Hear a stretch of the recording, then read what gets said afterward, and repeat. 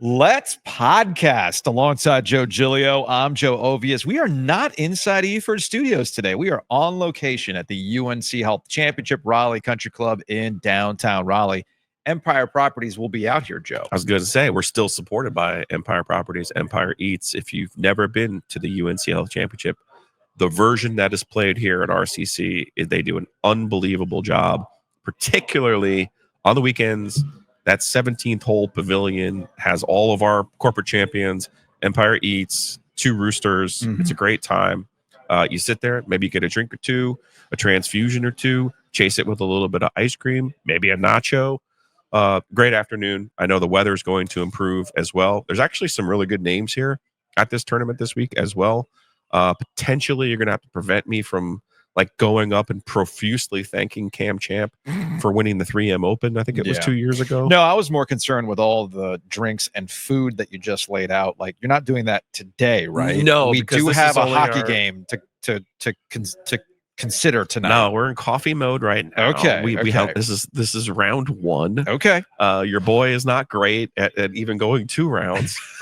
So there'll be a nap today. Fair enough. So we have time. We have time for that. So yeah, I know it's today, It's harder to go 2 rounds when you get up there in age. Oh man, and especially better hydrate. Absolutely, gotta hydrate, man. We have gotta hydrate as well. So no, you know what? I know we have hockey tonight. We're gonna talk a lot about hockey, but we haven't done a normal show. I've forgotten the lightning round jingles. I know. I'm row backing up, and I'm like, why have I heard that before? Oh yeah. It's because Giglio's row backing up, man. We got to get back to some of our bread and butter. We do have a lot to get into today. We do, because legitimately we haven't really spent a lot of time talking about other things other than the Canes. That's a good problem to have, by the way, and hopefully the Canes can keep this thing going. That we have more hockey to talk about. Always brought to you by Copiers Plus as well. Check them out online at copiers-plus.com. Print management, document management. Get what you need up into the cloud.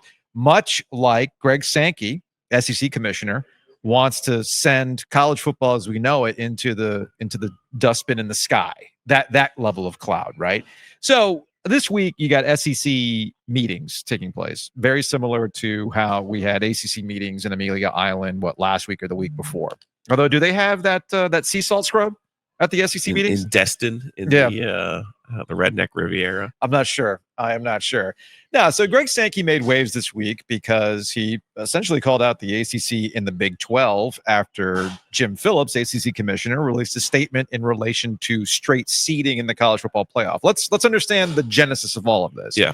Jim Phillips put out a statement to the media. This was not an official release by the ACC. This is just something that he told those assembled, hey, thoughts on whatever. And what he had said was, hey, man, I understand that there are some things that we need to do to take care of the ACC, but I'm also interested in doing things that are for the betterment of the sport, the entirety of college football. Yeah, the good of college football, the good of the game. This did not sit well with Greg Sankey, SEC commissioner. Andy Staples of On3 hit him with a follow-up to the what's good for college football and what's good for your conferences. And I preface all of this by understanding, much like Jim Phillips has a job to do, and that is to best position, in his mind and the president's mind, best position the ACC. Well, Greg Sankey is tasked with the same thing as the commissioner of the SEC. His job, his one and only job, is to make sure that the SEC is in its best position to stay as dominant as it's been over the last 2 decades, both on the football field and when it comes to finances. That is very much the number one motivation. And Andy Staples set him up, and his response was interesting.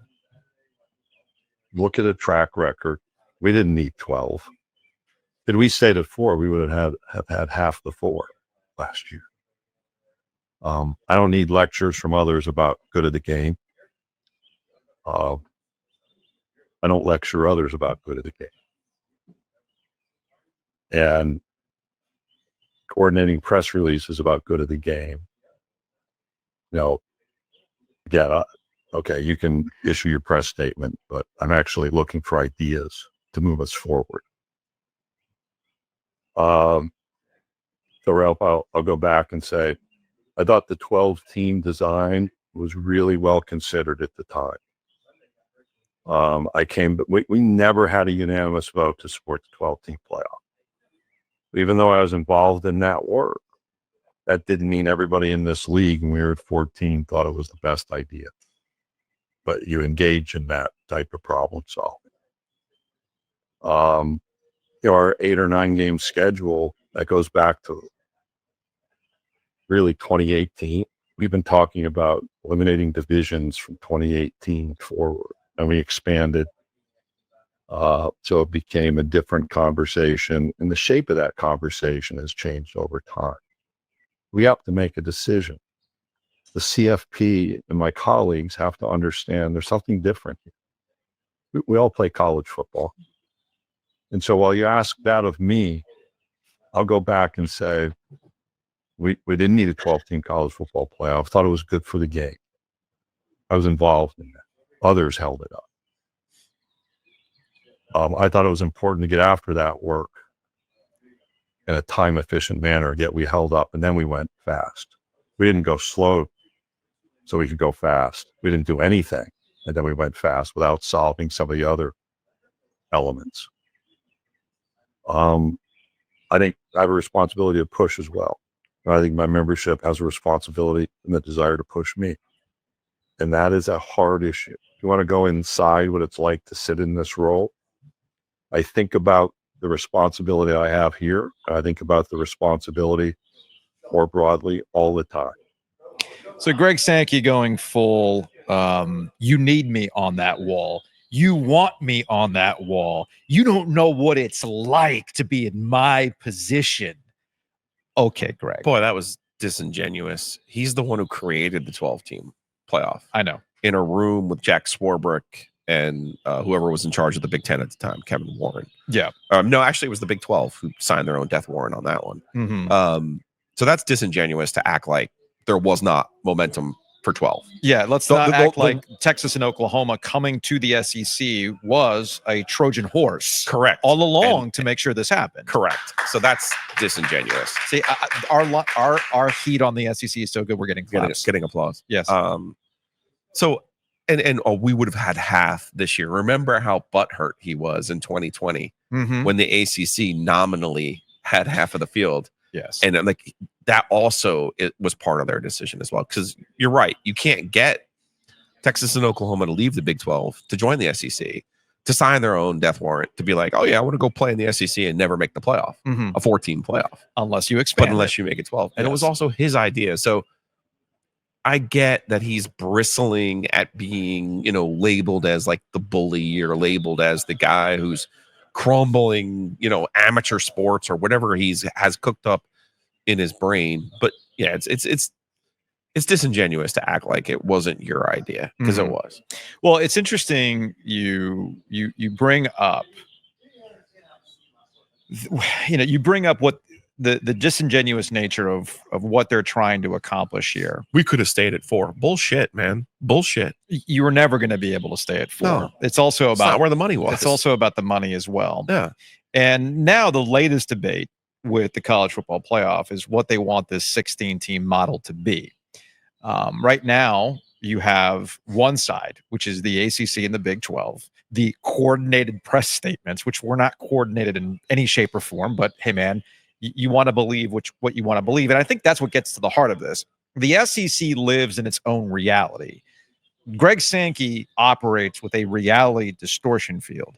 I do think that this week, the way that he's been talking and what they want, which is the 4-4-2-2-1 16-team playoff model with automatic qualifiers, 4 for the SEC, 4 for the Big Ten. You talk about Trojan horses. The SEC is hiding behind the Big Ten, who actually was the one who proposed this 4-4-2-2-1 model. The ACC and the Big 12 want a 5+11, the 5+11 being the top 5 conference champions ranked. And then the rest of it goes to the best teams at large, which includes Notre Dame as well. Now, Greg Sankey's bragging, these things matter to him. You kind of half jokingly brought up the 2020 pandemic season where Notre Dame was able to, I want to make, I'm making this clear. where Notre Dame was an official member of the ACC and ACC had 2 teams in the college football playoff thanks to them and Clemson. It was with great pride with Greg Sankey that they were the only conference up until that point to do it, and he clutched pearls over the technicality of it. And this is a serious thing. I heard from people in the room he understood who he was mad at when it comes to the positioning of the ACC versus the SEC. So if this guy's willing to go to war over semantics, he is absolutely going to go to war over a mid-Alabama team being left out of the college football playoff, which is, we'll get to that reality distortion field because that's the biggest kicker in all this stuff. But the thing that I'm really trying to figure out is why the SEC is cool with going with 4 automatic qualifiers when Greg Sankey just laid it out. We can flood the zone with at-large berths in a 16-team field where the top 5 conference champions go in, because they just put 14 teams in the NCAA tournament. We'll talk about this a little bit later in the lightning round. The College World Series continues to be an SEC invitational. So if you're the best conference with the most money that you can retain talent and get the best coaches, why wouldn't you continue to do that in the college football playoff, right? You see the dichotomy between administration, yeah, which is really television, and the coaches. Yeah. I think the coaches are looking at this like, you mean there's 11 at-large spots? Like, we could get half of those. Oh, the coaches absolutely want that. The SEC coaches are on record saying they would prefer a 5 and 1. Yeah, they're like, we can get half of those. Administratively, they're looking at it going, if we go to these auto bids, we can expand the regular season, which is more money in our pocket. Yes. We can then also turn the SEC championship into the SEC Jamboree, where our top 2 teams are in, and then we create a 2-game play-in where we bring 4 teams to Atlanta. We take over the city even more than we already do. I mean, God, can you imagine the eggplant wanking of having 4 SEC teams in Atlanta for 2 spots in the college football playoff? My God. Yeah. I mean, Kentucky and Vanderbilt fans are going to be pantless in Atlanta that weekend. Oh, yes. Go Alabama. Oh, yes. Please, Georgia. Please. Keep Kentucky and Vanderbilt in mind when we get to the my biggest problem with all of this in the reality distortion field. But that's all more money for them. The thing. And when he says, I'm looking for solutions. Yeah. Well, fair enough. To your original point, he's looking out for the SEC. And my gosh, boy, if the SEC doesn't make any more money, what are we going to do? So, and that's what it ultimately came down to. I'm trying to figure out why Greg Sankey is interested in doing this. And I'm looking at this not from a holistic approach about what it means for shaping all of college football. The one thing that I have to remind myself is that Greg Sankey believes he is, like, it's weird. Greg Sankey is of the belief of one thing and one thing only, and that is the SEC dominance. I don't think he's an actual sports fan, okay? I don't think he's an actual sports fan because, like, the way he talks about the NCAA tournament and getting as many SEC teams as possible and taking away from opportunities of Cinderellas. It's like, dude, do you understand the fundamental appeal of the NCAA tournament? I don't think you do. Yeah. He wants to reshape all of college sports in the SEC image, which now gets to what you were referring to. What can you do with automatic qualifiers? I wasn't thinking big enough. Yeah. I was like, man, y'all are scared. You don't want to compete. Like, you're the SEC. You're the big bad SEC. You would, of course, get 6 teams in a 16-team field. Like, what are we talking about here? So why are you so worried about automatic qualifiers? And this is my not thinking big enough, not thinking like the SEC, not thinking about running professionalized college sports the way the SEC wants it to while being the biggest moneymaker. Because as you just laid out, you have your SEC champion who is crowned. But it doesn't matter other than the name itself of who gets to be the official SEC champ, because both of you are going to the college football playoff. And you call it a jamboree, you could call it a play-in, you could call it the it just means more invitational. I don't care. You're going to have 3 versus 6, 4 versus 5. You don't have to play them in Atlanta for an overall weekend. You could do it you can incentivize it with other locations if you want to. But it all comes down to money. And this also allows the SEC, should they want to expand again, let's say they get to 20. Well, now you can have your 2 10-team divisions, much like an AFC and an NFC. Yeah. And you would have the winners of each divisions go to a championship game for the right to be the SEC champ and then go to whatever feeder system it is. I wouldn't be surprised if in Greg Sankey's mind, what they're creating in the SEC is the true champion of college football. not what happens with the college football playoff. Y'all can have the rest of it. We've got our own because we have all the brands and we got all the TV money. And maybe what they end up doing is an old AFL, NFL Super Bowl of sorts where, hey, Big Ten, why don't we meet your SEC champ versus our Big Ten champ, and we have our own trophy. Like, you think I'm crazy? Don't think I'm crazy, because Greg Sankey thinks like this, because in his mind, he is the steward of college football. In his mind, he's going to make college football look in the SEC's image. It's pretty crazy if you think about it. So that's where I made the mistake of not thinking big enough like the SEC, and not necessarily looking at the super leagues from a holistic approach that Jim Phillips might, or that Bubba Cunningham, AD at North Carolina, might. You're looking at it holistically of saying, what's the betterment of all of college football? How can we include all these brands and all these teams to make it work for everybody? And in Greg Sankey's mind, he is the Super League. The SEC would be the English Premier League of college football in his world if he could do it. And hey, who knows? Maybe you can play your way into the SEC and the Big Ten, you little schools in the ACC and the Big 12 and whatever's remaining of the Pac-12. That's how big he's thinking, especially with the television contracts coming up sooner than you think. I was going to say that's what's looming on the horizon. That's kind of unspoken. We're all in this world of, it's 2025. The ACC's got, 4 more years of its natural existence. Yes. He's not thinking of it that way. He's thinking of it, 2030 is going to be here before you know it. Yeah. And, if once we go to this additional inventory, I wonder if he doesn't look at the Big Ten and say, they've done this television thing better than we have. Break it up. And now you can, like to your point, you could put the Jamboree on a different channel. You could split up a SEC North and SEC South, or SEC East and SEC West, and have them on different channels and do it that way. There's a lot of possibilities out there for them. And I don't blame him for looking out for the SEC, to be clear. I do not. But it is disingenuous for him to be like, well, we could have stayed at 4. Yeah. Bullshit. No, you could not have. No, you could not. Well, and this the only person who wanted to stay at 4, the only person who was on the record who said, I want to stay at 4, was Dabo Swinney. Mm-hmm. He's the only one. From as far as we can tell. He was the only one. Now, this also gets to the worst part about all of this is Greg Sankey's out here making arguments that the SEC reality distortion field applies to inclusion in the college football playoff.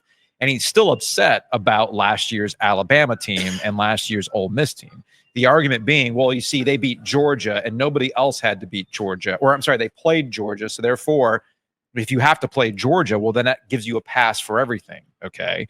That nobody had the strength of schedule these teams had. So therefore, they should be allowed in. The kicker here, the thing that ended up being the phrasing that got everybody mad, and I have a larger question to pose after all this, was that he said, and I'm paraphrasing here, that the focus has become on, quote, not losing, AKA winning. The focus has become not losing and not in things like having to play Alabama because nobody else, or Georgia, because nobody else had to play Georgia like Alabama and Ole Miss did. What's funny here is that as he's discussing this about Alabama and Ole Miss specifically and how they should have been included in the college football playoff with their losses, last time I checked, and this is where we get into the not losing portion of it, winning matters. Last time I checked, I'm supposed to buy an Alabama team that lost to Vanderbilt and Oklahoma. That Oklahoma team, by the way, last year. Right. And you could sell me all day on how it was a different Vanderbilt team, which I called last year after Vandy beat Alabama, that it wasn't an embarrassment for Alabama. Oh, no. You're undervaluing just how strong Vanderbilt is. Vanderbilt ended up being pretty mid. And then you've got Ole Miss, who had the audacity to go out there and lose to Kentucky. And that was, I believe, Kentucky's only SEC win that season. So we're looking at Alabama and Ole Miss. South Carolina was in that equation as well. But South Carolina didn't beat anybody. Oh, they beat Clemson, didn't they? So what? Clemson got in. Clemson got in because of the automatic qualifier as being a league champion. Right. But think about that. The focus is too much on not losing. Well, no, we talked about this in real time when it happened. Yes. And I said, the closest, this is going to be how NC State gets into the SEC. Because they looked at the Big Ten and went, Indiana. I mean, Indiana played Ohio State and that was it. Right? Yeah. And it was like, Well, how did you get in? Well, the Big Ten has a bunch of fluff at the bottom. They have a bunch of marks. But it also the SEC doesn't have any marks. But here's the thing, though. He's going on and on about strength of schedule and strength of record and all this other kind of stuff. That does play out when you get into the seeding of the college football playoff. You bring up Indiana. Everybody recognized that Indiana's strength of schedule was not as strong, and that affected them in the seeding. But not their inclusion. Indiana, again, was the most fascinating team in college football last year. Fair. I think they will be again. SMU's on that list too. Mm-hmm. I think those two things irked the SEC. Yeah. You had two teams get in over theirs. They were not automatic bids. Indiana and SMU were not automatic bids. I thought the committee last year protected SMU because they did not want to set a precedent where the team that played in a conference championship was punished. I think that's exactly what happened last year. And that's why Jim Phillips was the one who came up with the idea for the Jamboree for football. Yeah. And, people kind of laughed when he had floated that idea out there. But now that the SEC is saying it, watch how that tune changes, because it only works because they have automatic qualifiers. If there's automatic qualifiers. But you know what? I said it at the time last year. If I was SMU, I would not have played in Charlotte. I would have said no. Yeah. I would have refused the invitation. I would have said my record is my record. I'm unbeaten in league play. We are the number one team in the ACC. Therefore, we're not going to risk our status. And I think that's what this kind of comes down to, right? You're always going to have unintended consequences of any format that you come up with. Mm-hmm. And I don't disagree with the SEC that I've always said to you, Michael Kelly is a friend of ours. And he's the AD at South Florida. At South Florida, but he used to be with the college football playoff. And used to be with the ACC as their commissioner of football. And I would always ask Michael, is there a clean strength of schedule number that the committee uses? And the answer was always no. No. He said, we do value strength of record. And I said, okay. I said, but if you look at this thing like the NCAA tournament, men's basketball, women's basketball, I said, you got to give yourself more of a cleaner empirical number that people can wrap their brains around. And when you don't spell out that criteria, it becomes more of a political decision. And let's go back to the last year of the 14 format. An undefeated power conference was left out. Yeah. In Florida State. Yeah. And what was the answer? Well, their quarterback was hurt. Mm-hmm. There was no data there to support Florida State's exclusion. Well, so this is where I go back and forth on this, though. I do feel like the committee is flawed. They're humans. They're humans. It's always going to be flawed, and there's a difference. I don't want to eliminate the human element either, Joe. But here's the problem. Because remember where we got into with the BCS computer nonsense, where you'd have a team lose. Well, okay, right? Here's getting back to your non-winning. Here's the solution. Though, because I think we can all agree that when you're dealing with a field of 68, you do get to a point where arguing about the inclusion of North Carolina into the first four starts to, like, y'all had opportunities. Somebody had to make the tournament. It just happened to be these people. They're all flawed, right? Mm-hmm. The issue with college football is not a lot of these teams are flawed. You then start getting into the dumb arguments, which is what the entire fuel of college football is based on dumb arguments. And has been for history. And it's very, very difficult for people to... a feature, by the way. It always has been a feature. But the problem is, as we're trying to streamline this and actually have everybody get some sort of fair shot in a college football tournament, the issue starts to become that after nearly 3 decades of this conversation of telling the SEC their shit doesn't stink, well, what do you think the commissioner is going to do? Of course he's going to be high on his own supply, man. Yeah. Of course he's going to try to continue to argue that we are in the best position to do stuff. It's pouring. Yeah, now the rain's really coming down, just like the takes. Now, yeah. We cleared the place out. There is a way to make this work if you unify everything. This is why I think everybody playing the same amount of conference games makes sense. This is why automatic qualifiers in and of themselves isn't a terrible idea if and only if everybody has the same amount of automatic qualifiers, just like you would in the NFL. We know what the rules are to get into the playoffs. You see what I'm saying?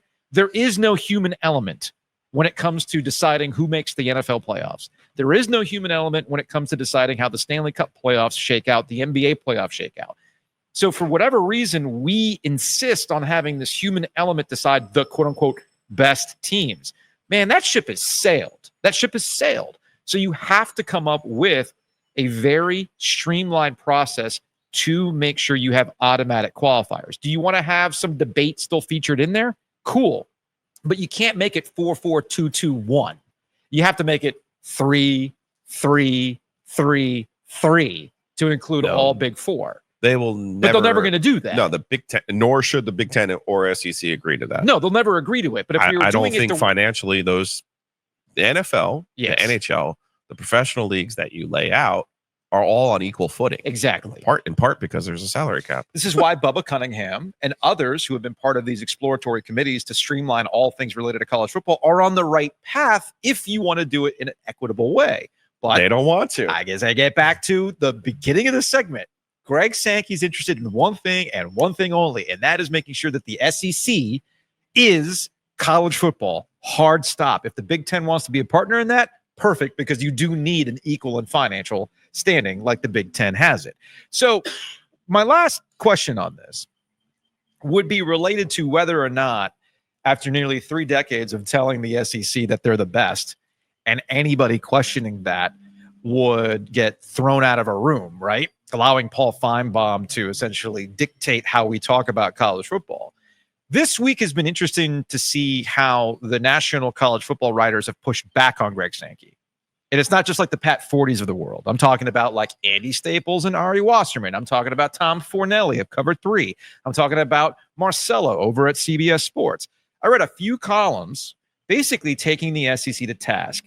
And I'm curious if Sankey being high on his own supply, flying so close to the sun when it comes to wanting to run all this stuff, if the pushback is actually going to happen, is there going to be a tone shift in how we talk about the SEC?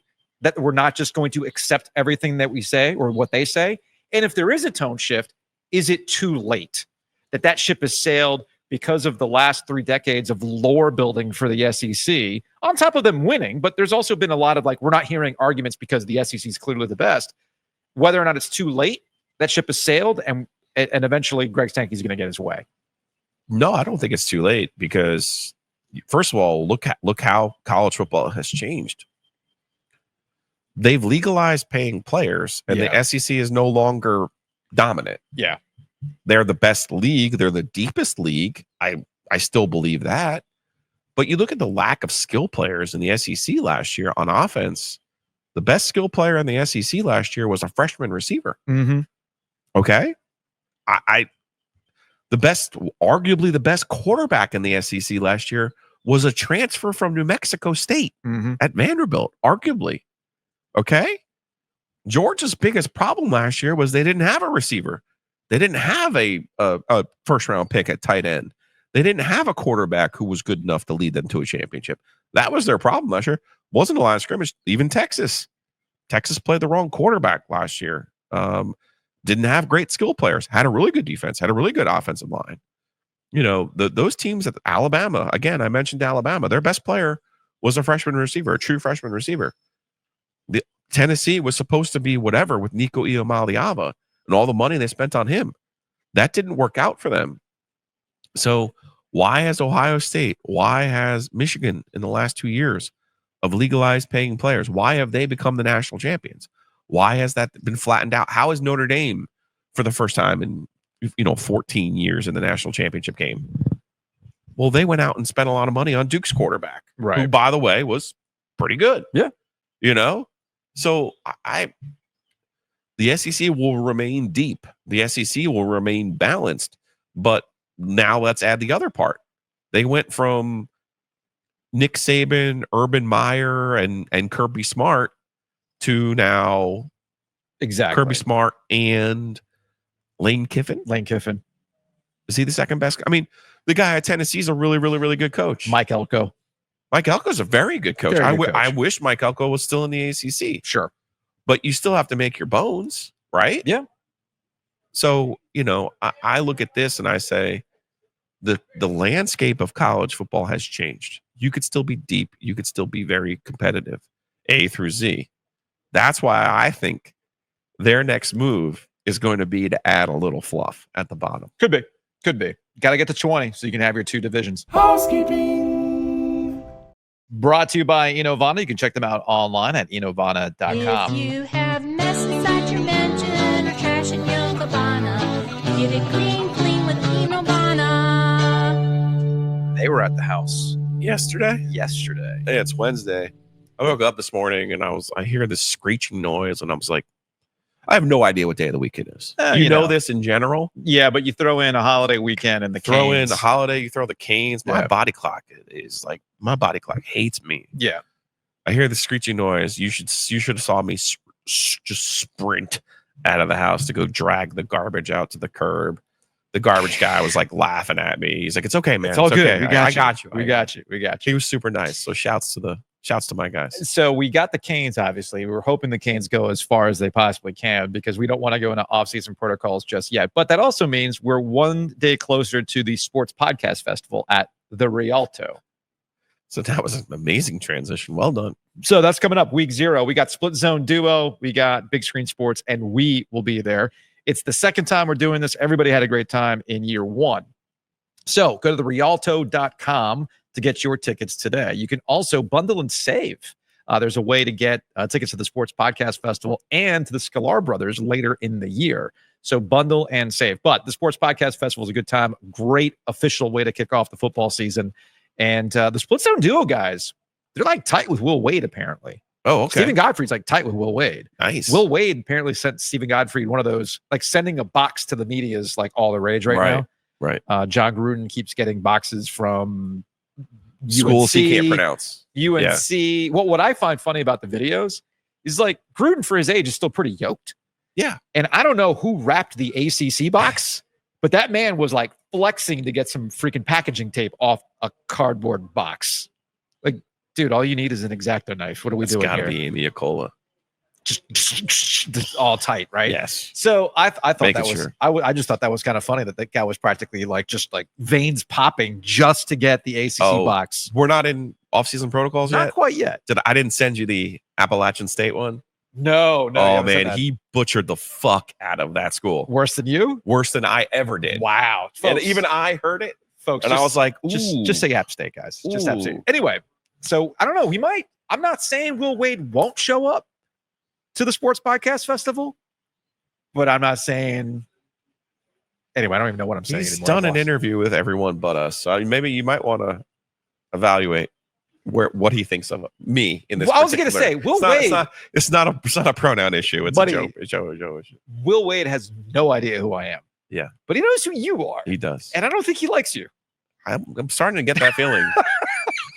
Maybe he's gonna do like the Better Homes and Garden podcast before he talks to us. Choose your enemies wisely, though, is what I would say. Weren't we supposed to talk to him this week? Potentially? We'll see. I don't know. Guess we'll find might out. be waiting for that Thunder championship to be like, you see what you ruined? Oh, yeah. Good point. Anyway, Rialto.com. Go get your tickets today. The Rialto is also carrying our beer, OG Light. I was going to say, go get the beers. OG Light is still available, by the way.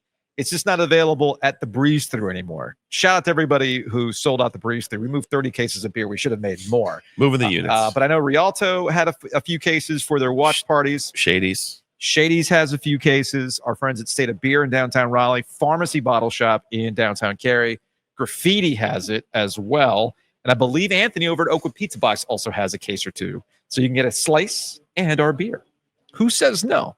Fantastic stuff. So shout out to Bob Brothers for making that beer. We will be making more. This wasn't a one-off situation. We're going to make more. It just so happens that you bought more of the beer than we thought you'd buy before our next canning run in July. So it'll be back. Mention the Breeze Through. Drop on by before you go to the game tonight, Game 5 tonight at Lenovo Center. I know the weather's kind of whatever right now. It doesn't stop you from tailgating. And everything you need is at the Breeze Through. So drop by, get your beer cave stuff, get your snacks, get whatever you need. Stay hydrated like Giglio needs to ahead of tonight's game. Are we podcasting tomorrow? I mean, Are we still on a game time decision? I mean, it's an OG Live, so there's no Okay. reason why Not to. Yeah, there's no reason not to. Okay, well, I can save a fond farewell and hearty thanks for then potentially, but Potentially. I just want to say thank you to Adam at Breeze Through. You know, they've sold their stores. Mhm. Handy Yugos will be taking over all of their locations, including the home base there on Trinity and Edwards Mill. But you know, you dream of partners like Adam has been for us at OG Media. And honestly, we would not be here on this shaking podium right now if not for Adam and Brisu. And I know the sale of those beers even took him by surprise. Yes. But that just goes to show that you guys have been so great to us by supporting people like Adam and Brisu. So super appreciative. And seriously, we're not here without him. No, so, we are not. And I'm just thankful and appreciative for that, his partnership and his support for everything that we've done in the last 2 years. Big thanks to Roback as well. Joe's got his basic Roback. I am never taking this one off. No, so you know. No crazy patterns, no artwork, just a straight blue Roback polo, huh? Amazing. I saw this one. I sent it to Ben. I go, Ben, I did not know that you guys did, like your foundation pieces. I should have had him send me about 10 of these. Yeah. Because they're the best thing on that website. I'm going to say it. I like crazy. You do like crazy, but I don't know. I think we can probably throw a logo on that one. Don't you think? It feels like that is the next run. I feel like there's a run of things we can put on a polo like that. Just saying. It's Golf Classic, the flag. Flag would look good on a black. Ooh, just saying. Just going to throw that out there. They got all sorts of great stuff. Go to roback.com. Use our promo code OG20 to save 20% off your order. Mention Shady's. We talk about people that have been supporting us from the jump, like our friends Adam and the crew over at Breeze Through. Whitaker and Amer's also been with us from the jump. So check them out, wh.lawyer. Better yet, drop by Shady's so you can get some OG Light. And as we mentioned, Two Roosters is going to be out here for the UNC Health Championship. It's almost time, Joe. It'll be June in 3 days. Yeah. And before you know it, you're going to blink. It's going to be July. And the OG podcast flavor is going to be available at all Two Roosters locations. You thought I snapped up all the OG Light? Forget it. I will have so much OG ice cream from the Two Roosters. Yeah. You people need to go now and reserve it. The beauty of the beer is that it's shelf stable. You need actual refrigeration at all times. No, I'm going to buy extra freezers. Okay. Yeah. Let's make it work. Also, you're an opportunity to get a Slave and Sunday tonight. Yeah, you got a lot of work. I mean, this could be your last chance for Slave and Sunday. I don't want it to be, but it could be for the season. So head on over to tworoosters.com, find out more. And again, we thank them for being an OG sponsor.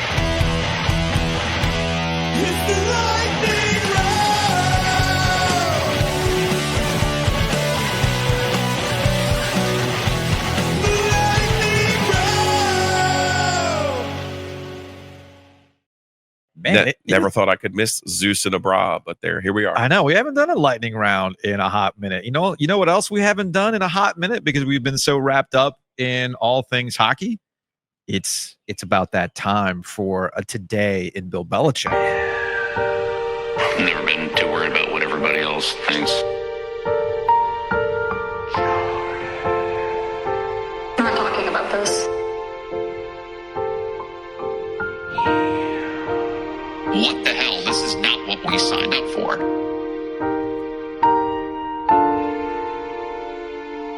Yes, today in Bill Belichick.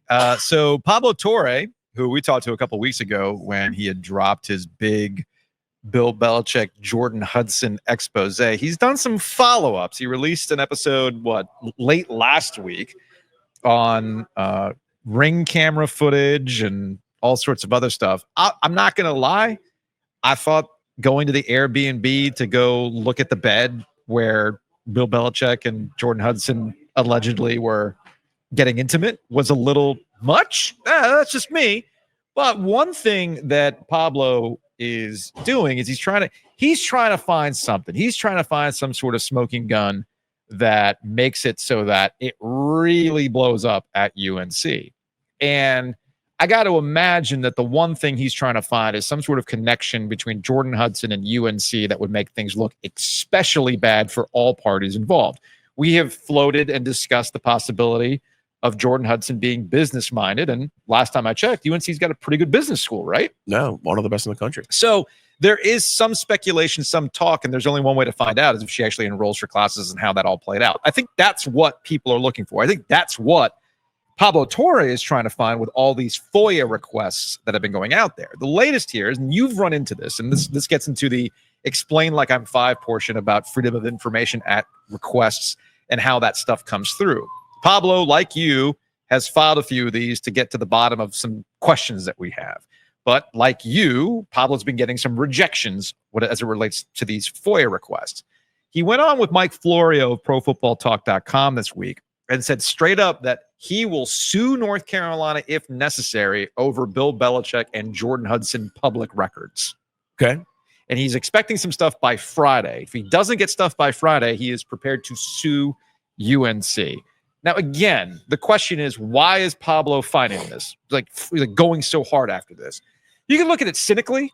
I know the cynical view exists, and I understand why it exists. That essentially you've got a podcast that's created a lot of traction off of Bill Belichick and Jordan Hudson. There's also some Meadowlark media business going on behind the scenes, which I think is important context. I know that Dan Lebitard and Meadowlark have knocked out a new deal with DraftKings, and that's going to keep the main show going. But my understanding is that Pablo's podcast is not part of that, Pablo's podcast still needs to find a licensing deal. Well, best way to keep yourself in the news cycle is to keep hammering this Bill Belichick, Jordan Hudson stuff, which again is the thing that has truly put Pablo out there on the mainstream discourse when it comes to his podcast and what he's doing right now. That's the cynical view. There's a business decision being made here. But is that cynical, or I mean, that's like I said, that is a cynical view that some people have. Oh, okay. I'm simply presenting it. I'm not saying I subscribe to it. I'm simply presenting it that's the cynical view. On the flip side, the view that I'm more curious about is this is more once you've given somebody who's motivated to keep digging reason to keep digging. Well, you've now opened up the Pandora's box. He's not going to go away. It's the I keep using the Streisand effect.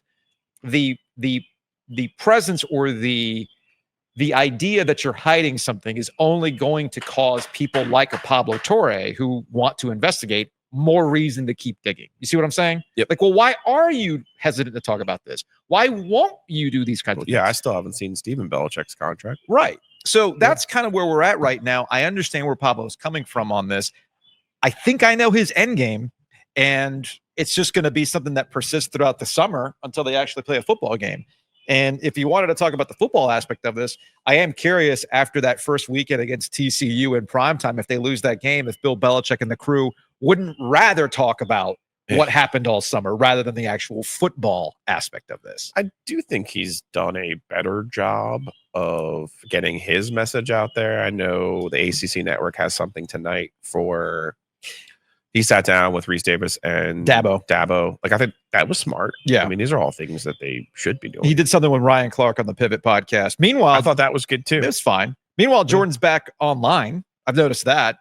After the whole, you won't be hearing from Jordan after in a few. She's back online, being online. I know she went after Pablo in a Instagram story that she swiftly deleted.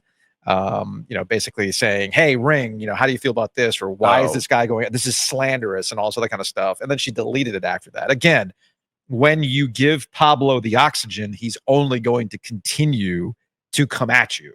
So I don't know if they've played this correctly, but Jordan has been active out on social media. The tabloids have been following her. I think recently they saw a picture of a wedding ring or an engagement ring. Engaged. So there's all this speculation that they're actually engaged.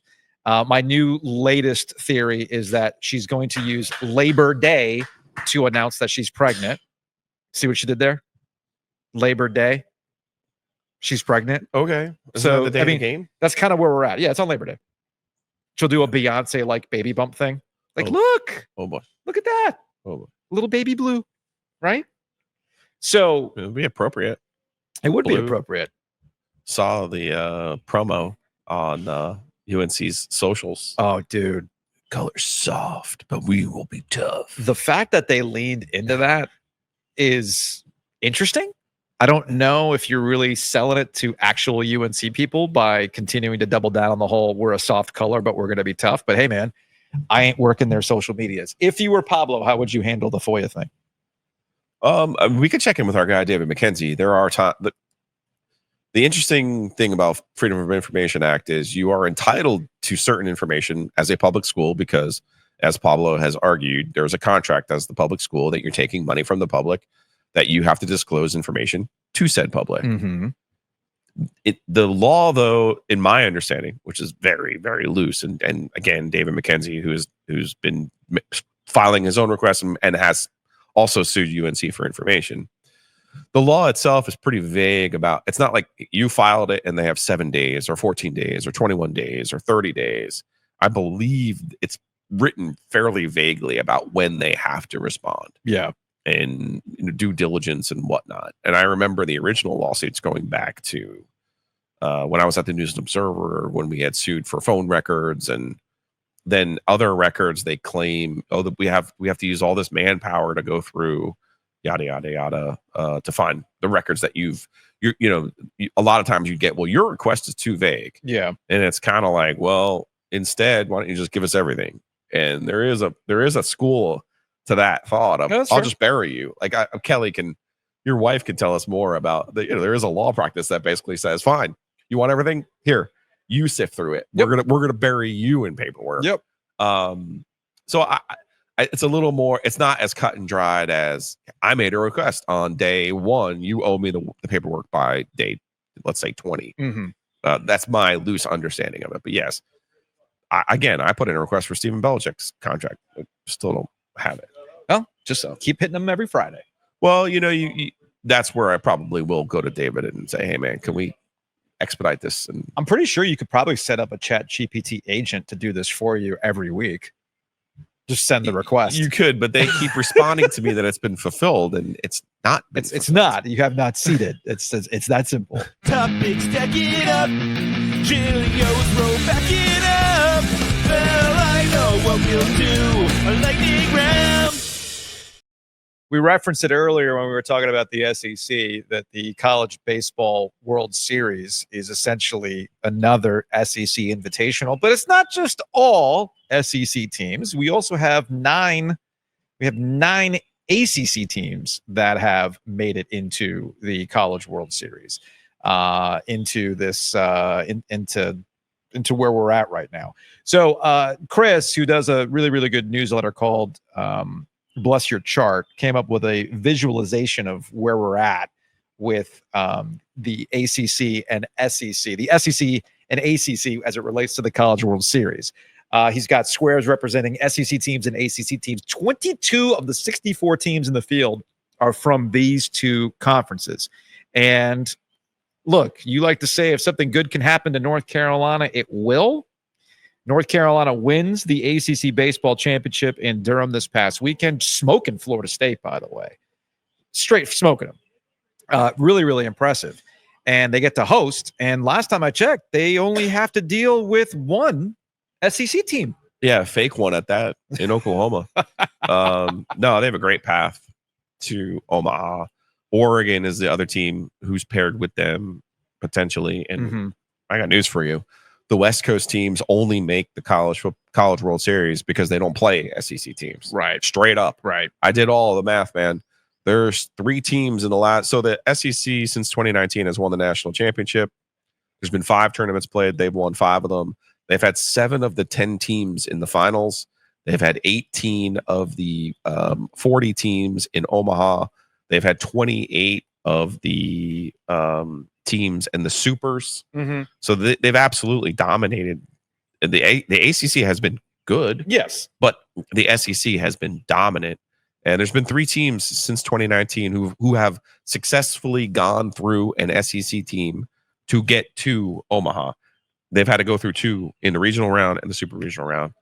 Florida State in 2019 did it, and then NC State is the only other team that's done it. They did it twice in 21 and 24. So the good news is if you're an SEC, if you avoid an SEC team, which Carolina can do in the super regional round, then you give yourself a real chance at getting to Omaha. But this thing really is, I think Chris is being nice by including the ACC. Now, the ACC was there last year with 4 teams, but Yeah, it was 4 again, 7 of the last 10 teams to advance to the final are from the SEC.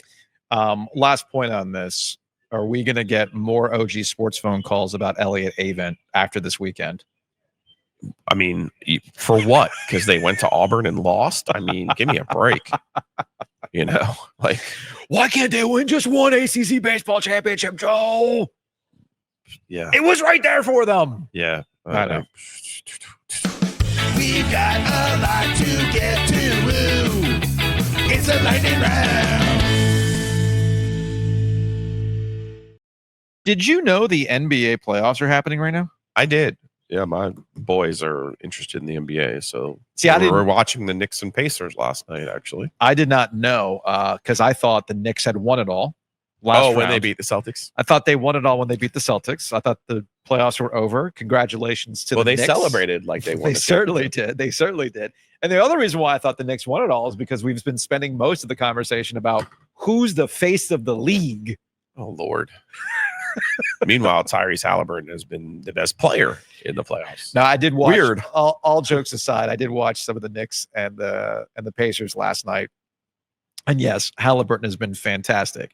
But so has Shai Gilgeous-Alexander. He's been pretty fantastic too. You have Anthony Edwards, who's been really, really good. Now, you're making a face, but people have been waiting for him to just blow it up. I know. He took a dump in his pants in this series. Yeah. I have a lot of Minnesota tickets that are now in the trash with my Celtics tickets. Well, so it's interesting. This, TNT is getting ready to wrap things up, and the Inside the NBA crew, they're going to be headed to ESPN. And Charles Barkley decided to. Yeah, there's a real Mike Finn retirement tour energy to this bullshit, man. Like, what do you mean? They're going to be on TV next year. I know, like they have a documentary about it. Sure, down too. I feel bad for the production crew. Obviously, I didn't like losing my job. I'm not rooting for their production crew to lose their job.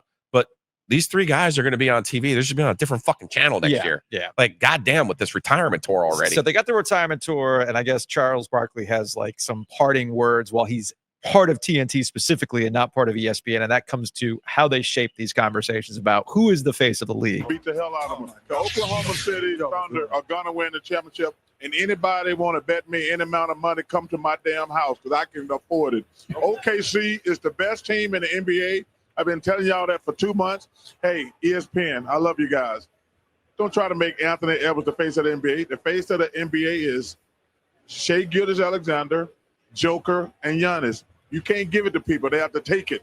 And Shai Gilgeous-Alexander is taking it and beat the hell out of them. So there's that. What he's referring to is this constant conversation anytime you turn on ESPN about who's the face of the league. I feel like we've been doing this.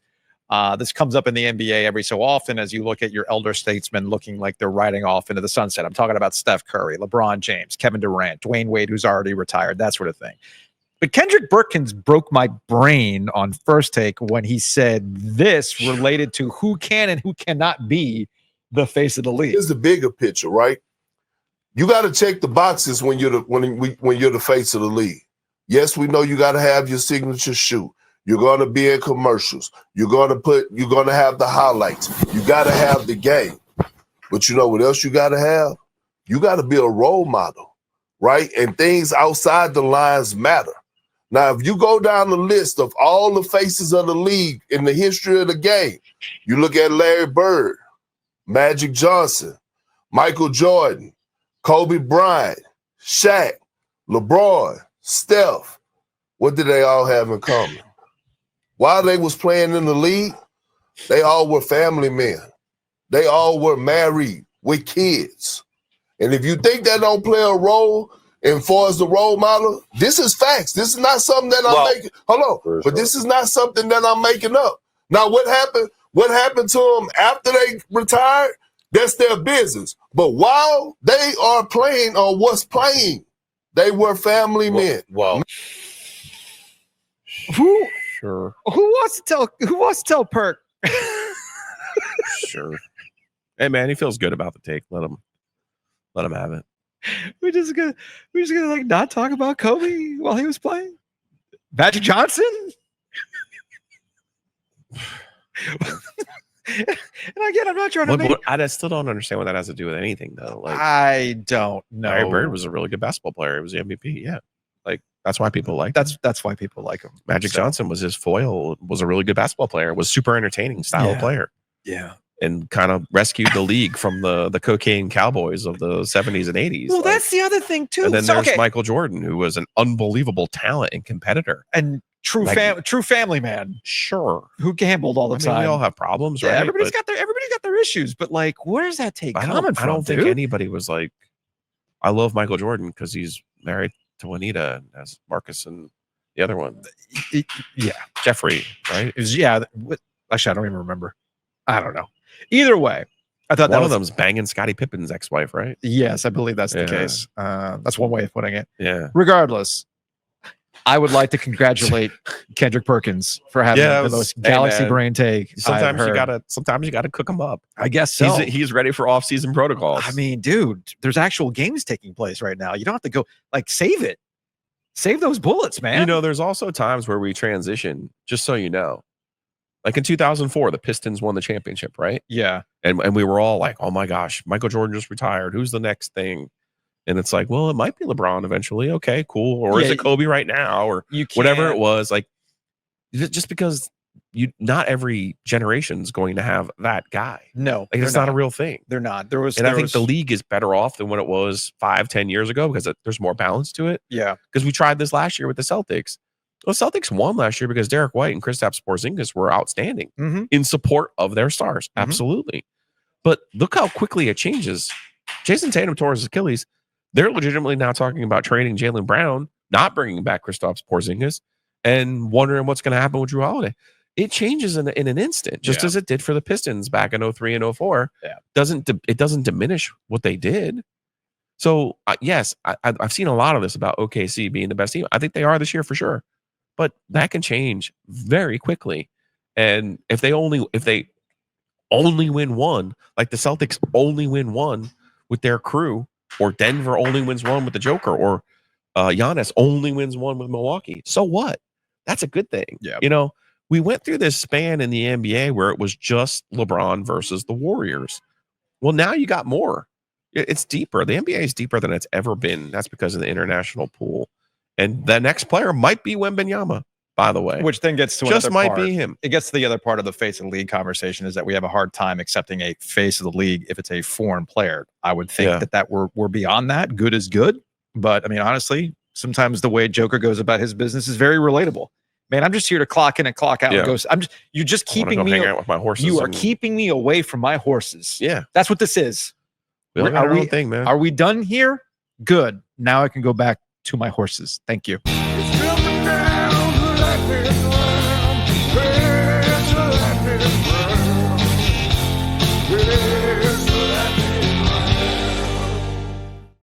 Finally, in the lightning round, we are here. It's finally arrived. It's OTA time, Joe, in the NFL. I saw this week, and I was excited.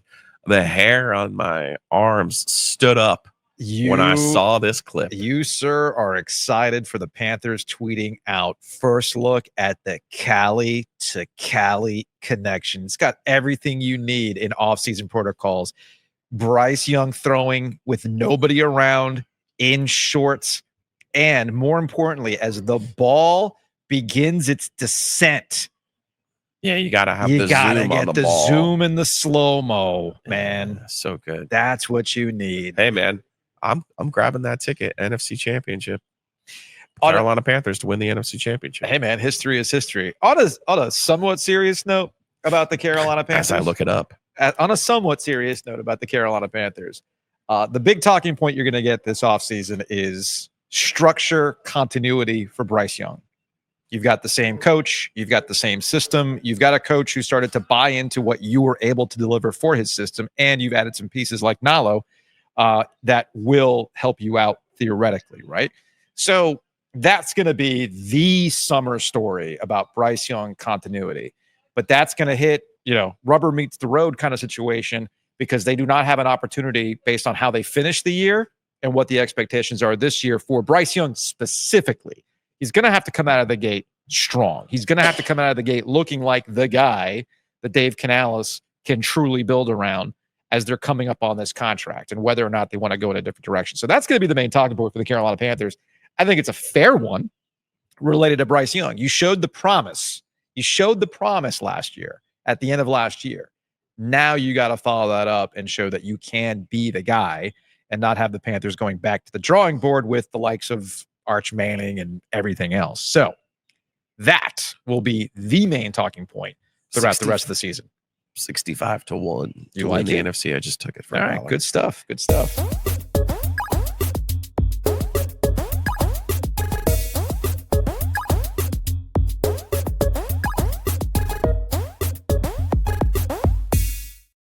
Big thanks to Matt Davis over at State Farm and SureGarner.com, 919-779-8277.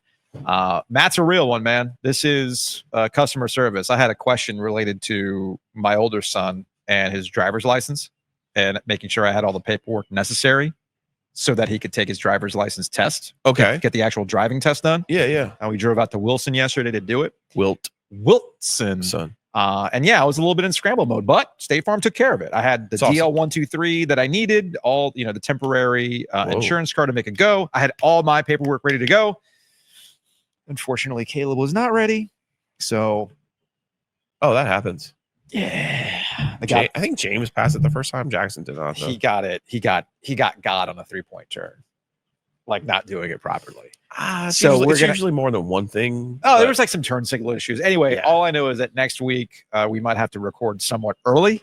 Oh, okay. Because we used our we should go to the DMV. We could. We used our one appointment bullet. On Tuesday. Now it's we got to wake up and go wait outside. It's like, hey man, are you done with your exam at 11:30? We're going up New Bern. Let's go, baby. I don't think that's going to get you home. But. We'll see. We'll give it a shot. I know Saturday hours are going to be open up here soon. So we might be driving back out to Wilson on a Saturday morning at 5 a.m. to tailgate. What's the other one? Oh, dude, I went to Jessica knows. I went to the Avon Ferry location to get his learner's permit. No. That took forever. That was a mistake. No, sir. So I might have to go up to New Bern next week, man. Or the New Bern Avenue location. That is the biggest one. Yes.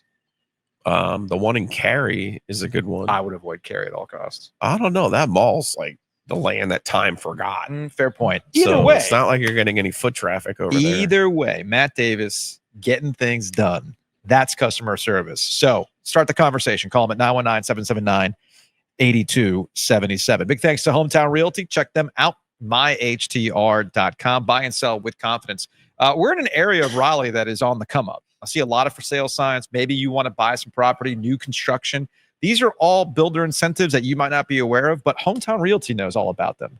Maybe you live around this area and you want to cash out. Look, Hometown Realty is going to make sure that you maximize the value of your home. So check it out, myhtr.com. You've got your house, you're enjoying your house, but the mosquitoes might ruin it. Not unless you contact our friends at bugsbite.com. Mosquito Authority and Pest Authority. We've talked about the mosquito treatments, but with all this rain and the summer heat right around, I feel like this is the last gasp of North Carolina nice weather before we go with no rain, big time heat. Roaches are probably trying to get in your house. Pest Authority can handle that. The ants are going to come out too after this rain. So go to bugsbite.com. And of course, we've been talking about your home. It is your biggest asset. So utilize it. Oh, I got to touch base with Gordon, don't I? Utilize it. MillerLending.com/the OG or call them directly at 919-447-3377. Take something to close. You'll get a Raleigh Wine Shop gift basket. When you go to MillerLending.com/the OG or reference us, you tell them we sent you when you call at 919-447-3377. We talk about this being your biggest asset. This is a situation where you're looking at your credit card debt. You're looking at the interest rates on that credit card. Those are high. They're terrible. They're not great. You know what's lower? The rate that you can get with Miller Lending on your house on a refinance. And because you're not paying closing costs, you can stay flexible. If the rates come down in 6 months, just refinance again, and you're not trying to play the math of the break-even game. So take all that out, make it super simple. Don't pay closing costs. Call our friends at Miller Lending at 919-447-3377.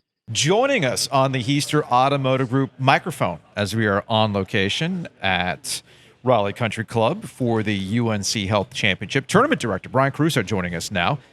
Thanks for having us back. Always enjoy coming out here. Love having you here. Thanks for being here. You know who else is back? Chesson Hadley. Chesson is back. Explain like I'm 5 as to I know that you're already grinning on that sort of thing. For me, I know Chesson's story. Sure. And I know he likes playing here. He's a local guy, but there's also like an actual golf factor here for somebody like Chesson Hadley, and why events like this are appealing to really anybody who's interested in any sort of high-level golf. I mean, this is somebody who's played on the PGA Tour that's also here. So how does this all kind of work out, and why Chesson is a big headliner for you at this event? Yeah, Chesson's one of the best local pros we've had around here in a while. He won the tournament back in 2013, I believe. 2013, yeah. He made it on the PGA Tour, won there, had a nice career, ongoing, obviously, on the Korn Ferry, on the PGA Tour. Now he's back here. You know, sometimes guys bounce back and forth a little bit, but for him, and like you said, so many other local guys that are either just out of college or from here, played collegiately, they love coming to this tournament. The course is challenging for them. You know, it's a home game for them, but we get great crowds. It's for a good cause. Like, I think they just really, as far as the stops they go to throughout the year, we keep hearing that this is one of their favorites. The golf course is in perfect condition this year. Yeah. So for Chesson, it's a chance to have a good finish on a course he knows. And all these guys are trying to get back to the PGA Tour. And I guess that's the thing, you know, what are the changes in golf that have created a situation where there's not as many opportunities on the PGA, so you need events like this to get back in for somebody like Chesson? How does that work? Well, there have been some changes in number of cards and things like that. It doesn't affect our tour a whole lot. Our tour has always been the primary pathway to get onto the PGA Tour. Yeah. So, you know, there may be a couple more guys moving here and there, or cards, whatever it may be. But as far as getting to the highest level in professional golf, this is the primary pathway to do it. 20 guys will get their card automatically at the end of the season. Okay. So these guys are all just a half a stroke away per round from being at the top level. Year 3 out here at the Raleigh Country Club. Yeah. The first year, I thought these guys were just going to tear Donald Ross a new rectum. Minus 13 wins in 2023. Last year, though, the old Donald fought back. Yeah. Minus 8 last year. Where do you see this one coming home? Well, I mean, even minus 13 is not a very low under par score for these guys. You know, it was windy the first year, so that plays a big part in it. Last year just played tough. The greens were fast. So, you know, we're getting a little bit of moisture here today. Hope it's going to clear up towards the weekend, but we'll see. You know, I think it'll be similar. You know, last week they played at Holston Hills. It was 19 under. That's a great Donald Ross course. I don't see us getting that far under par. If there's not a lot of wind and it's a little soft, maybe they'll do a little better than last year, but I think they're still going to have their challenges.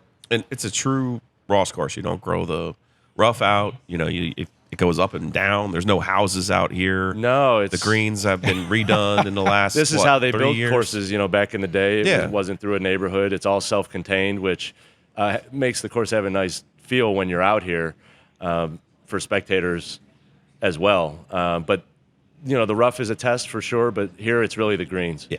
You know, and the approach shot. You can get in some real bad places around these greens and make a bogey or double bogey real quick. Do you like putting a chair out on number 2 and just seeing how many people Number 2 is hit a the good wrong one. part of that green? Yeah, there's a lot of good places to sit. Unfortunately, I don't get to do a lot of sitting and watching. I try to get out there and see a little, but 2 is a good spot. 14 is a real tricky green. There's a bunch of them. This course kicks my ass at 6,700. What are they playing it at? They'll play it over 7,000 yards. They vary it a little bit depending on the weather. But here the length helps, but these guys hit it really far. So it's not so much the length that tests them. It's a little bit of wind, and it's the greens. They're not used to having to maybe think around a course as much as they do here with the greens. Might need to follow ACC legend Christo Lamprecht to see. You talk about length. Yeah. Dear Lord. Yeah. I might need to follow him now. What will you do to him on? Give me the number again where you get crazy on the par 3. Over here by, and you like number you make 6. him tee off from the bar. No, it's not. I don't do that. But the whole can play, I believe, over like 260 yards. So I think they may go back there one of the days on the weekend. But yeah, that's a par 4 for most people. For most normal people. Most normal people. Yes. Now the Hurricanes are in the playoffs right now, but they'll have a presence here. Yeah. What day is Hurricanes Day, and what else you guys got going on? I know 17 is my favorite place to go watch this tournament on the weekends, too. Hurricanes are a great partner of ours. UNC Health supports the Hurricanes, obviously. They're going to be out here all week. Saturday is UNC Health Day featuring the Hurricanes, so they'll have a little more going on Saturday. But all 4 days they're doing an encore scavenger hunt where people can go around, go to all 4 locations, hit those QR codes, and have a chance to win prizes. The grand prize will be a 24-25 team signed jersey. Nice. Yeah, so lots of Canes things happening. We'll have cutouts to take pictures with, all kinds of fun stuff. You make sure you get Nikishin's signature on there, okay? Yes. As the way things are going right now, it might be worth something here in the future. And hopefully the Canes are going to prolong their off-season golf schedule. They're going to be out here for the event, but we don't want them out here in their off-season protocols, Joe. No, we're not ready for off-season protocols. One at a time. We're not ready We'll for get that one right tonight. now. Not ready for that. We can't handle that. 17 still has the bull. You'll still have the pavilion over there. Our 17 friends is- from Empire Eats will have all those good things over there. Yeah, 17 is you'll get off the bus. It's a free shuttle, short ride over. Get off the bus and walk less than 100 yards, and you're right in the center of the action on 17. So we call that like the Beehive. Short par 3, lots of action. We've got Tito's Stillhouse there to sit in, free to enter that tent and sit with your friends. Enjoy that.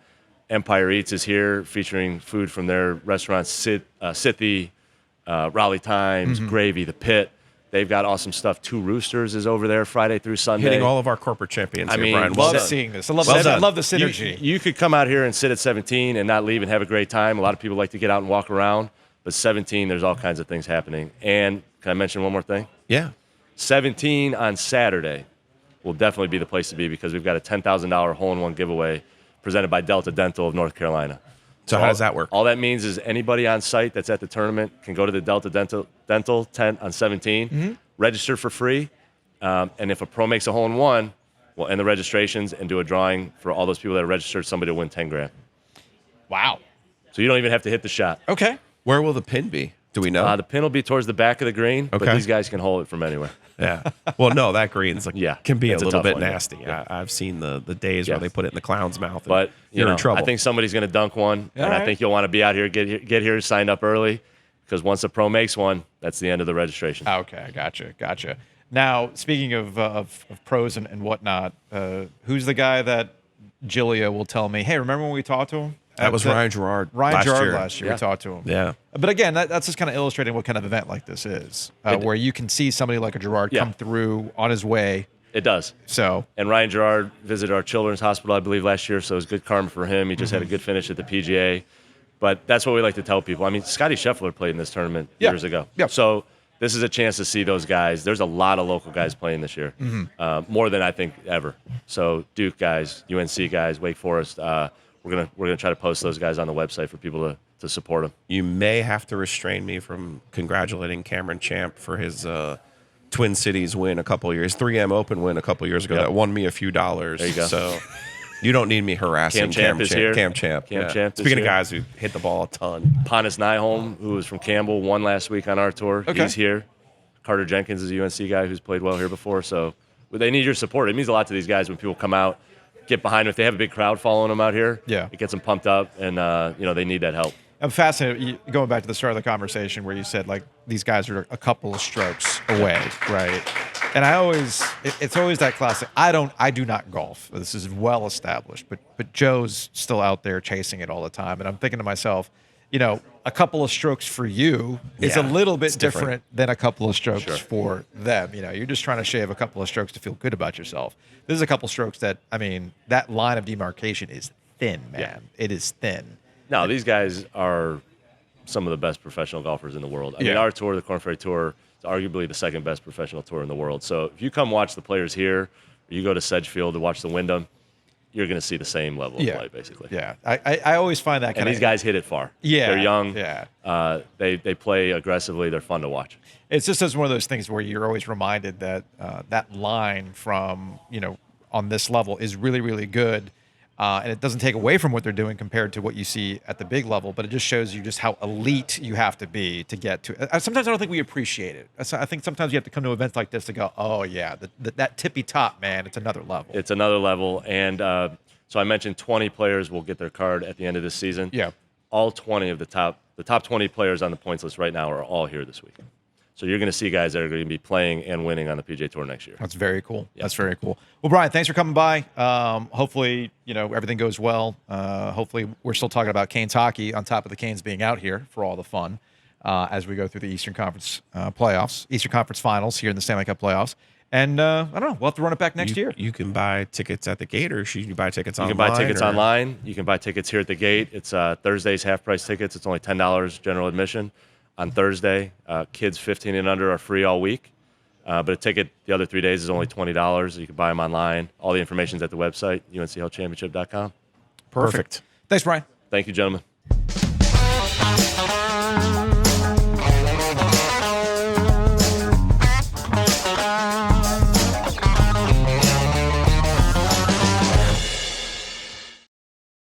Big thanks to Happy and Hale. We've been talking about the hockey. We're back in action tonight with game 5. Very excited about that.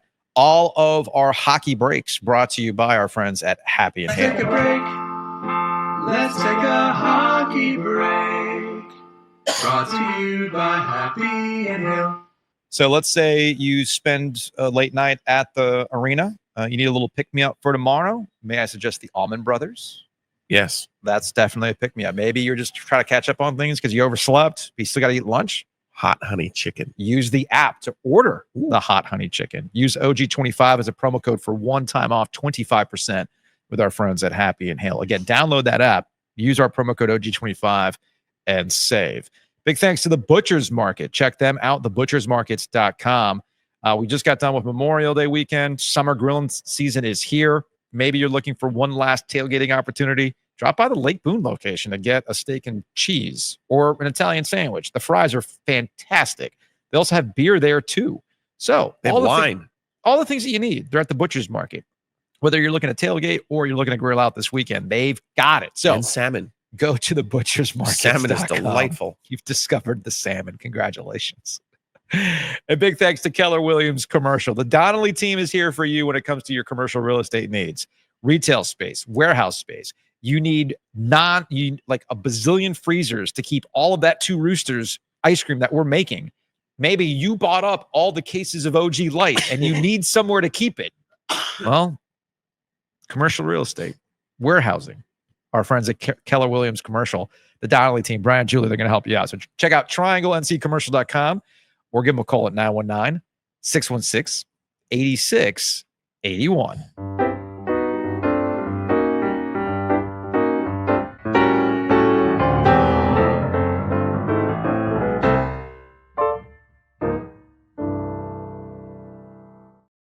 Do you have a cold or do you have allergies? Allergies. Ooh, boy. Take some medication, man. Or burn it off with some Fernet. Ooh. Malort. Ooh. Do I put the Rantanen jersey with candles and Malort this time? No, you got to do whatever you did last time. So more OG lights? Yes. Okay. Yes. We'll make that happen. I might even break out the Rod Brindamore bobblehead. Ooh. Just saying. I got actual candles this time. Actual candles. We got to up the power. Okay. We got to up the power on that one. Speaking of the Canes, we'll get out of here some Hey Joe and the OG Sports Phone.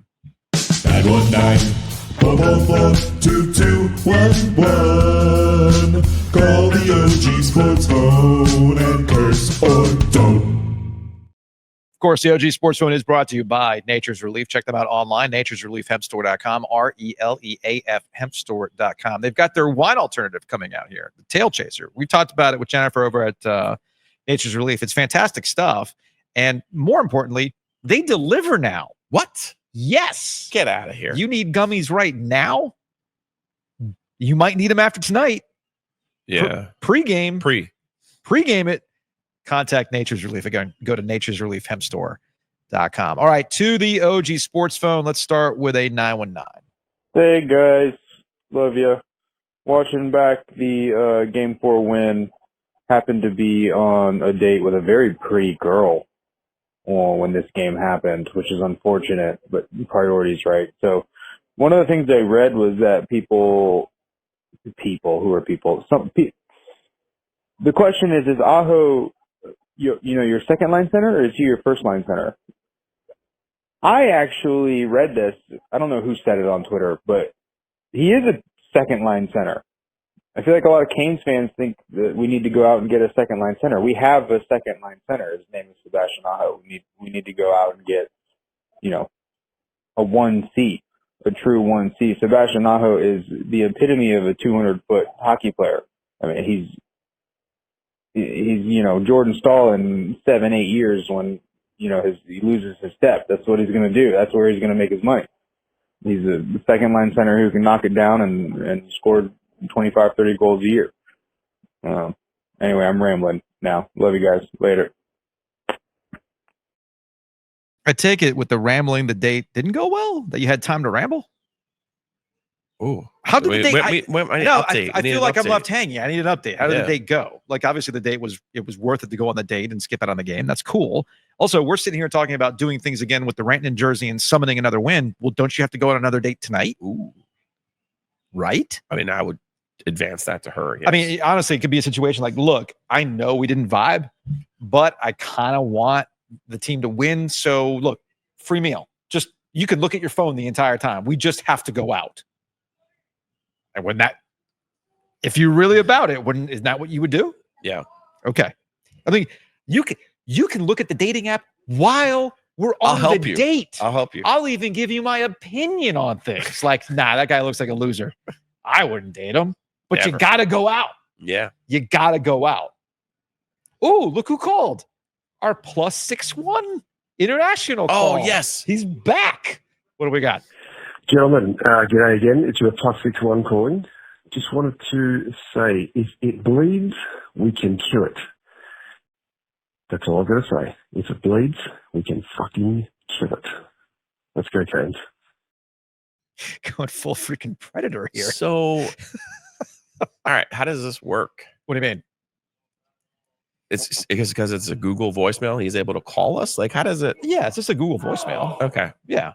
Because we got to get him on the WhatsApp or something to get on. We'll send him a StreamYard. He can join us, right? StreamYard's free. It's international. Yeah.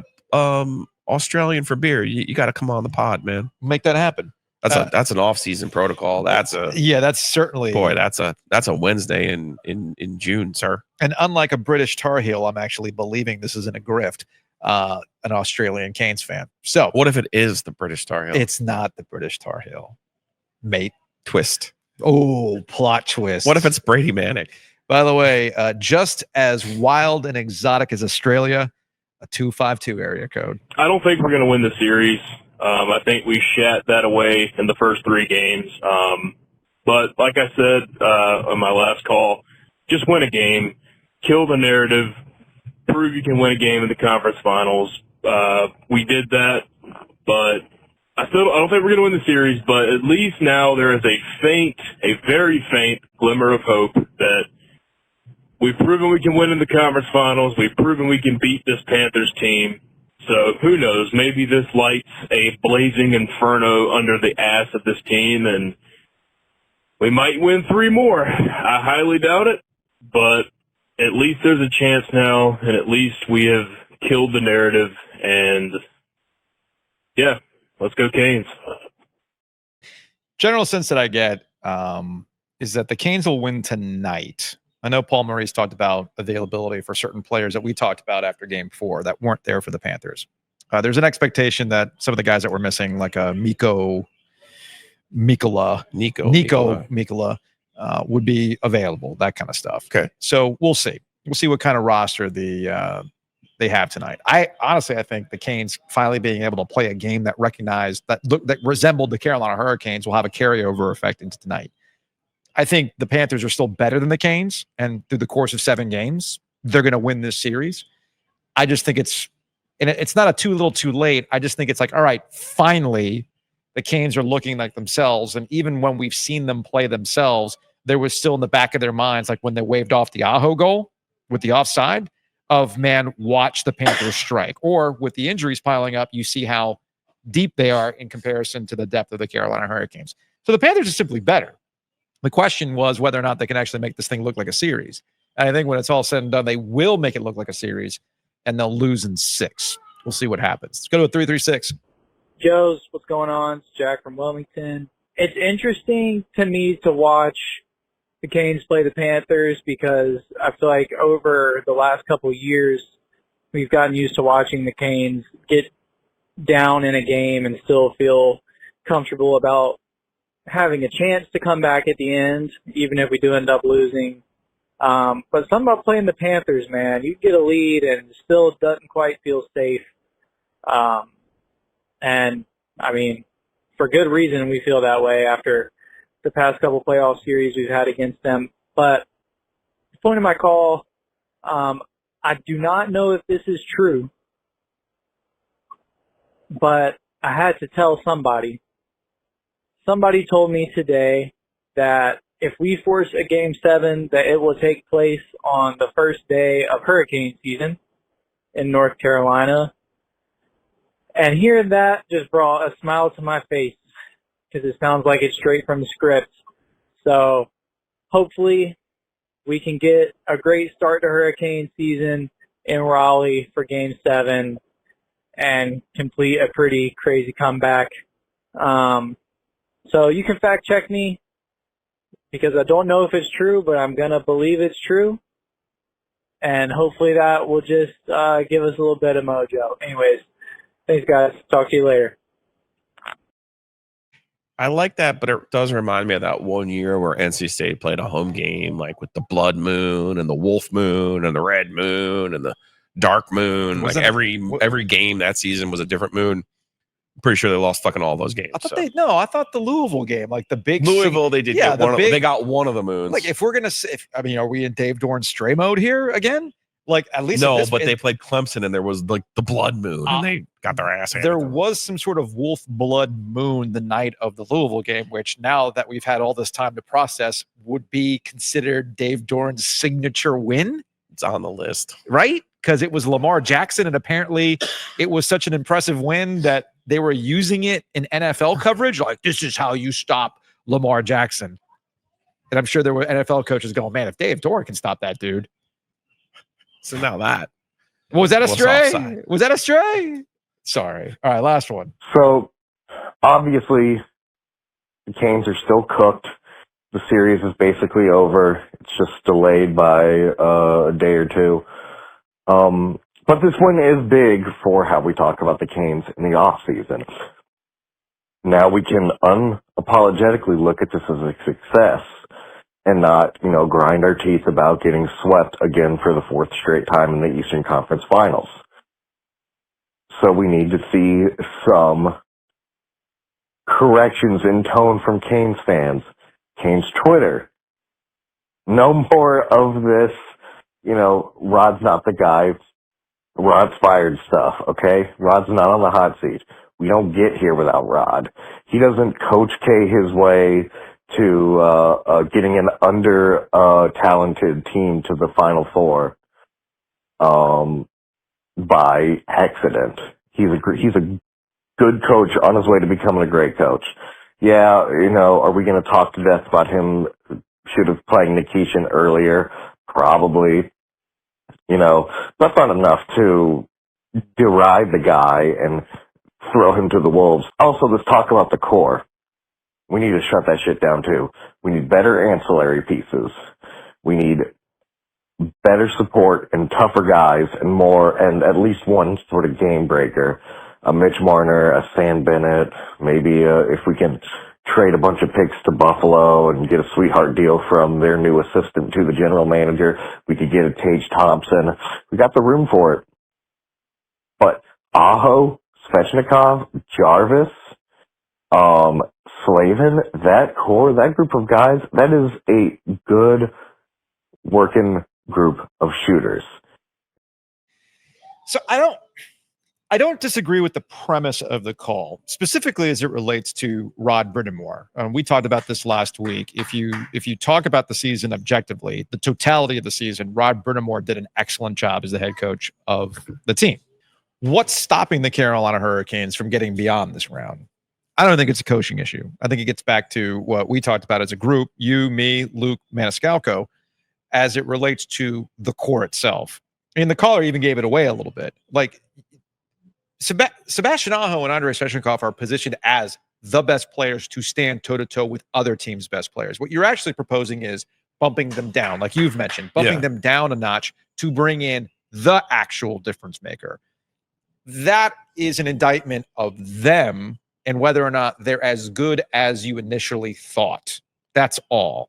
And because if they truly were the guys, if they truly were this core group, like a core four like you see up in Toronto, well, then they would push past this narrative in the Eastern Conference Finals. They have not been able to. Now, again, I'm sure we will find out. And I bet you Is there a way to do this on an app to find out what kind of injury Sebastian Aho had throughout this entire season or throughout this entire? Probably not, but yeah. You know what I'm saying? But yeah. Are we going to be surprised if Sebastian Aho reveals, oh yeah, by the way, my hip was detached for the entirety of the Eastern Conference Finals? You see what I'm saying? Right. So that you can always bake that in. But I mean, come on, man. It took them 4 games to finally look like themselves. Yeah, they also had 10 players. They have 10 forwards under contract for next year. It'll be interesting to see what they do with those other 2 spots because you're not right about the ancillary. It's not the ancillary. They've tried the ancillary. They've tried They've that. changed the ancillary parts on an annual basis. Slavin, yes. In that game 4 was Jacob Slavin's game. Credit all you want to the other, whoever else you want, but that was a Jacob Slavin signature game. One that we saw from the 4 Nations. That was 4 Nations Slavin. And that's what they're going to need again tonight in Raleigh. You know, I mean, maybe there's a footloose and fancy free game in there somewhere, but I kind of sort of doubt it. So I think you're going to have another one of those Zamboni protocols. We'll see. Where you choke them off and don't give them the chances, because once they get all those chances, they've proven that they're going to bury them. That's going to wrap it up for today's show. We will be back in action tonight for another OG After Dark, brought to you by our friends at Bloomin' Blinds. With Bloomin' Blinds, we thank them for their support for the OG After Dark. So you can call them directly to support them like they support us at 919-980-9815. Will we have a Game 6? Are we pouring one out for the season tonight? Well, we'll start finding out at 8 o'clock at Lenovo Center. See you then.